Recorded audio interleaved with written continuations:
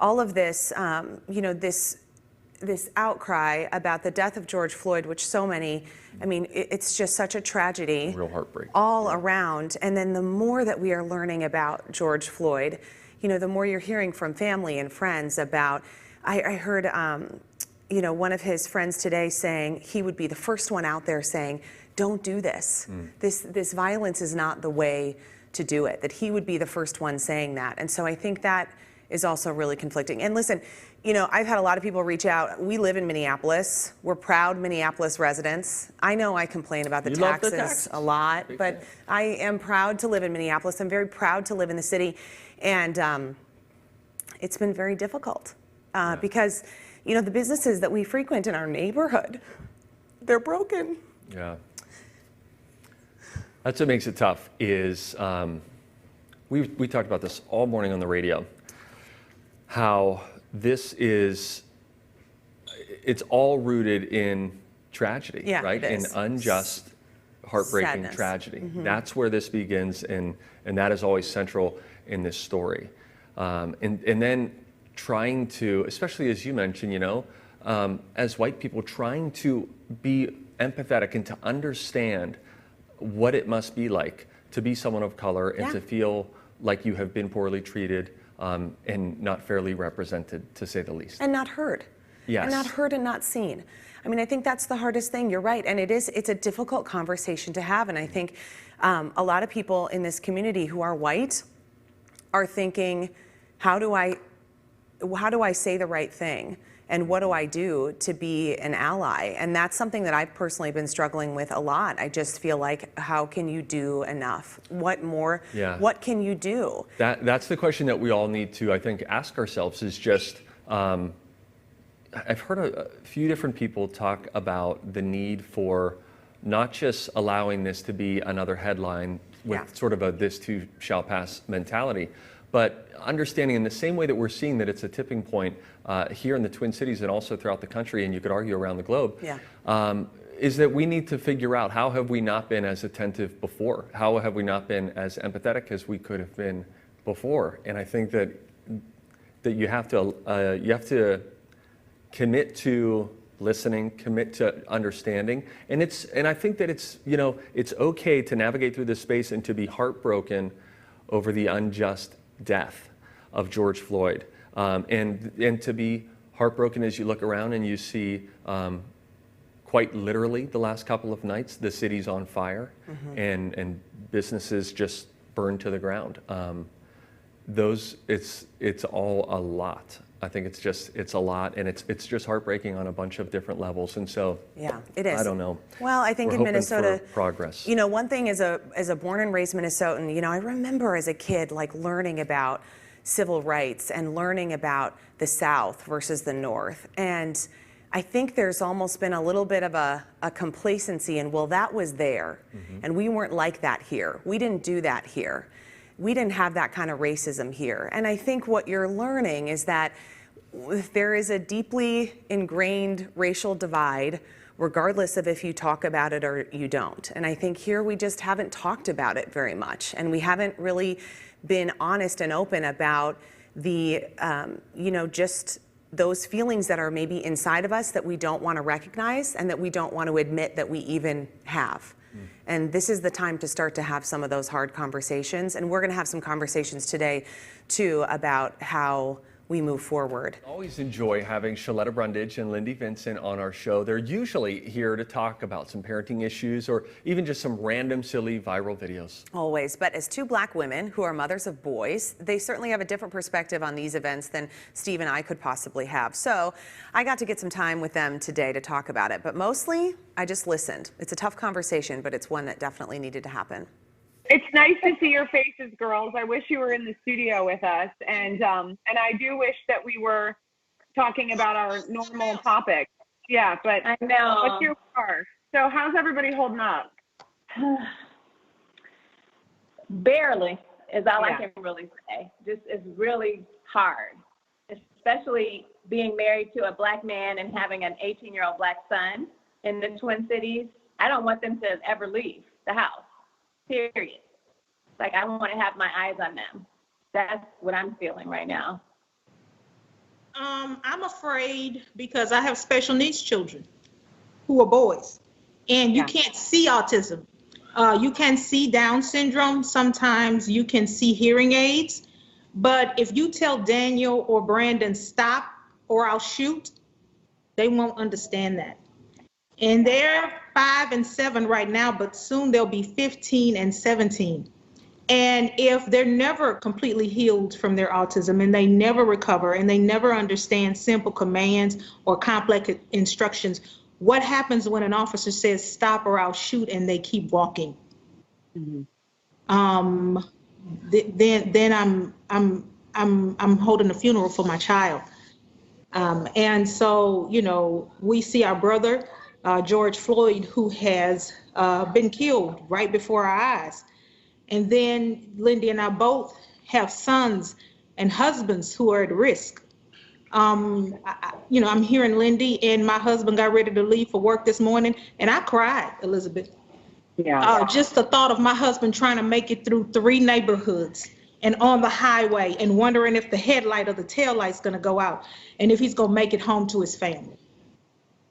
Yeah. Yeah. I think just the mundane nature of what you could be doing to get accosted by a police officer is what chokes me up. You could be walking down the street. You could be bird watching, as we saw in New York, or you could be selling something or talking to somebody. I mean, it could be just the most mundane thing. You could just be living your life, not bothering anybody, minding all of your business. And the next thing you know, you're on the ground in a chokehold saying, I can't breathe. And no one's there to help you, even the police officers who are supposed to protect you. And then you got to have that talk with your children. You got to have that talk with your boys. You know, Lindy and I, we spend all this time building our children up. You can be anything you want to be. You can work hard. You can be president. You can be a scholar. You can go to the best colleges and universities. You can get whatever job you want. And they believe that because we are their mothers. And then one day we got to sit them down and tell them your life doesn't matter. So even if you didn't do anything wrong, if an officer tells you to sit down and put your hands behind your back, you do. Even if you have not committed a crime and they say lay on the ground, hands to the side, just lay on the ground, baby, and put your hands to the side. If you've got your hands in the pocket and you're in line at the store, and they suspect that you have taken something when you were only going to get the money that you earned shoveling snow, then you just go ahead and get against the wall and let them search you, and you don't talk back and you do as you're told. My 13-year-old son has spent all morning in a tree. He's decided that the tree is his safe place. So he is hiding out back in the tree in the backyard because he doesn't want to come in the house. He doesn't want to be on the front porch because he's afraid something will happen to him. And that's the reality right there. I mean, that's the reality. And there's nothing that you can say to go, oh, well, I don't know if that'll happen. I mean, that is the reality of a mother having to teach something to her child that Black mothers in this country have to teach their children that white mothers do not. And it's very painful. And I hate that you have to do that. It's horrible. And this is the thing that I've been doing, Elizabeth, for probably the past 10 years. Is I've been talking to my white moms in Minnesota. You know, the one beautiful thing about Minnesota is we have so many mixed families. White women married to Black men, Black women married to white men. And I've been telling my white friends, my white moms for 10 years, you got to have the talk with your kids. You got to have the talk with your kids. And for 10 years, they've been calling me crazy. They said, Sheletta, you're crazy, Mom. You always think something bad is going to happen. For 10 years, they've been calling me crazy. Today, they've been calling me for tips. Yeah. What do I say?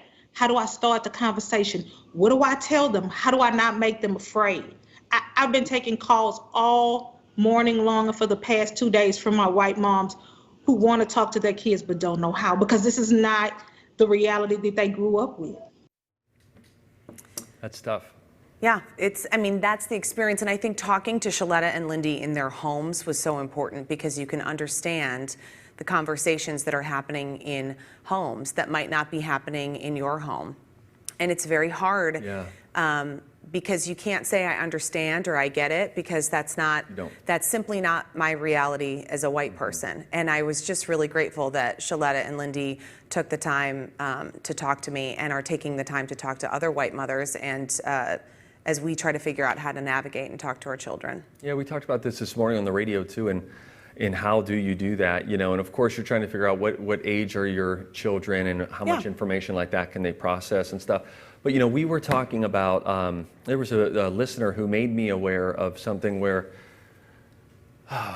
so we were talking about how we, like in our house, we try to just celebrate the beautiful differences that there are, that we believe we were all created equally and are made in the image of God and are different representations of the Creator. And that's what's so beautiful about how dynamic humanity is.